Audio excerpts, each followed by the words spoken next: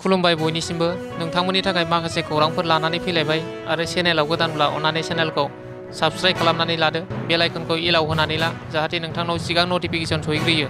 दानिया खोनासंलांदो। गिबि खौराङाव दङ गरेस्वरनि रामसायाव सिखाव खावनाय जाथाय।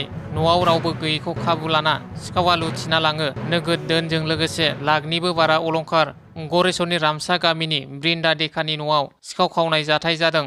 फिसाजोनि एडिआरए आनजादनि थाखाय बिमा फिसाजो सानैबो 2 साननि थाखाय गुवाहाटीसिम थांदोंमोन। मैया बिमा फिसाजो मोनाबिलि 6 रिंगायाव न'सिम गिदिंबोनानै सिखाव खावनाय जाथायखौ नुफैयो। मख'जायोदि बिगोमा गैयि न'आव उन दरजाथिं सिखावा न'आव हाबनानै न'नि गासै मुवा बेसाद लुटपाट खालामनायजों लोगोसे खावना लाना थाङो गोबां धोन गहेनाफोर। दायो बे जाथायनि सायाव गरेस्वर पुलिस बिफाना नायबिजिरनायखौ जागायो। नैथि खौराङाव दङ सासे आइजो गोमानानै दङ। बिश्वनाथ जिल्ला जोंथिपुर बिमाजुलि गामिनि राजिब बसुमतारीनि आंगो बिसि रिमा ब्रह्म बसुमतारीया थांनाय 21 सेप्तेम्बरनिफ्रायनो गोमानानै दं। बेनिखायनो सोरबाफोर सावगारियाव नुनाय आइजोखौ नुसनबायोब्ला 9957944134 आरो गुबुन मोनसेबाव 7086480987 मबाइल नाम्बाराव खौरां हरनो थाखाय खावलायहरदों न'खरनि सुबुंफोरा। थामथि खौराङाव दङ सान्थालि आरो आदिबासि हारिया आसाम सरकारखौ साबायखर बावनाय हाबाफारि खुंफुंदों। आसाम सरकारा सान्थालि रावखौ बिजों महरै बाहायनो आरो सान्थालि रावखौ लिरनो हांखोनि गनायथि होनायनि थाखाय सान्थालि फरायसा आफाद, सान्थालि थुनलाइ आफाद आरो आदिबासि वेलफेयार डेभेलपमेन्ट काउन्सिल जथायै मैया आसाम सरकारखौ साबायखर बावनाय हाबाफारि खुंफुंदों। बे हाबाफारियाव आसाम आयेन आफादनि बुंथिगिरि बिश्वजित दैमारिया गाहाय आलासि महरै बाहागो लादों। ब्रैथि खौराङाव दङ क'क्राझार जिल्ला परबतजरा महकुमानि सिङाव थानाय काजिगावनि नब्लाङाव थांनाय सानाव परबतजरा एक्स एनडिएफबि फरामनि सावरायमेल हाबाफारि खुंफुंदों। बे सावरायमेलखौ परबतजरा जिल्ला एक्स एनडिएफबि फरामनि आफादनि आफादगिरि जेथो ब्रह्म आरो नेहाथारि बापि मोसाहारिनि दैदेननायाव बि सागोर ब्रह्मआ मेलनि मासि सामलायना सावरायमेलखौ दैदेनो। हाबाफारियाव गाहाय आलासि महरै बाहागो लायो मिरुनि एक्स एनडिएफबि फरामनि गाहाय नेहाथारि बि रिमोनलां, लेङाइ नेहाथारि बि जोंब्लाव बसुमतारी, मिरु लेङाइ आफादगिरि नायस्रां औवारी आरो परबतजरानि गासै एक्स एनडिएफबि फरामनि आफादगिरिफोरा खौसेयै नुजाथिनायजों हाबाफारिया जानानै थाङो।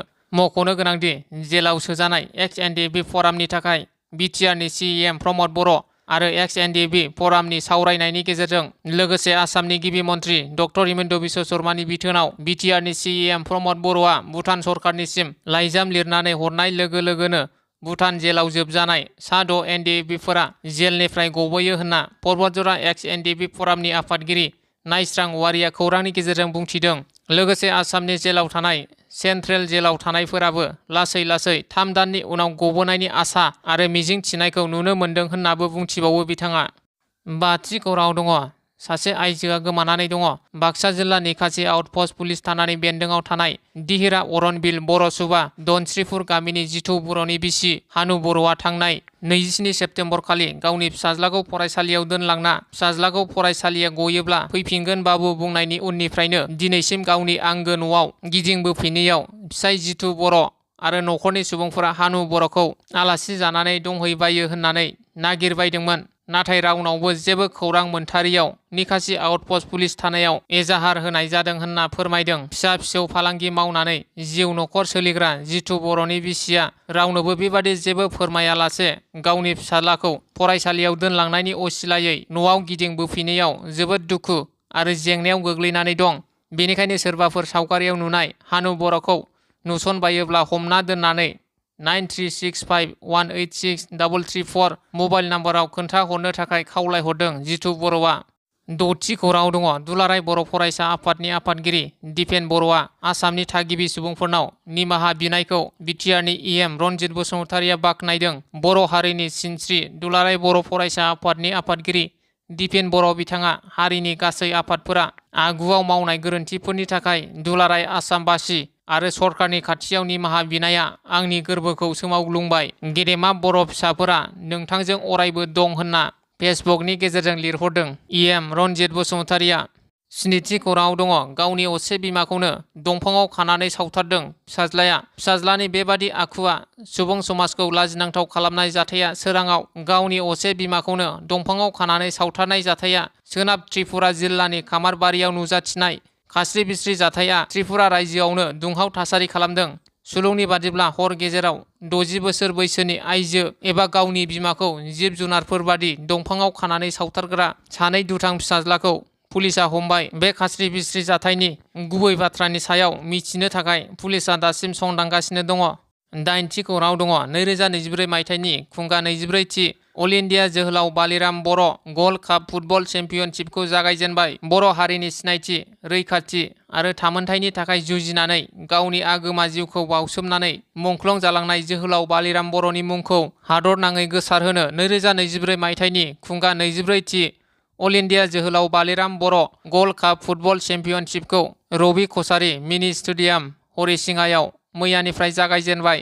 हाबाफारियाव बेखेवगिरि आलासि महरै बाहागो लानानै किक अफ खालामनानै होयो दुलाराय बर' फरायसा आफादनि लोगो आफादगिरि खोरोमदाव औवारी। बिथाङा हाबाफारियावनो मिरु एबसुनि मावख' नेहाथारि नितु बर'जों लोगोसे उदालगुरि जिल्ला एबसुनि आफादगिरि कर्नेलियास दैमारी, गाहाय नेहाथारि बाबुल बर'जों लोगोसे जिल्लानि गोबां दैदेनगिरि, जिल्लानि गुबुन गुबुन माहारियारि आफादनि दैदेनगिरिफोर, ओनसोलनि दैदेनगिरिफोर आरो फुटबल मोजां मोनगिरि गोबांथार रायजो राजाफोरा बाहागो लादों।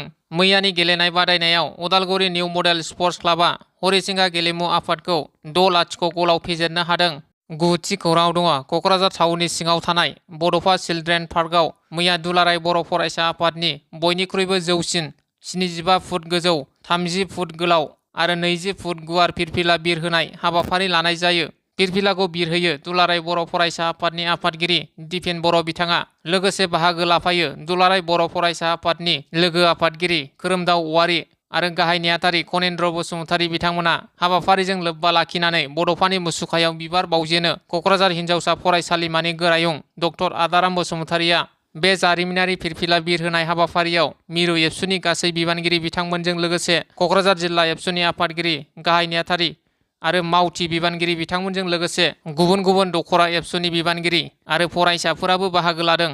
10थि खौराङाव दङ उदालगुरि जिल्ला बर्मन कछारी फरायसा आफादनि खौरांगिरि मेल भारत भुटान सिमना ओनसोल 2 नं राजागड़आव बर्मन कछारी जातीय फरेस्टनि मुङाव थानाय 8 बिगा हाखौ बेंगलि हारिनि रायजोफोरा सोलो बोलोयै दुर्गा फुजा खालामनो लानो नागिरनाय जाथायखौ गोख्रों रावै सोंखारिदों।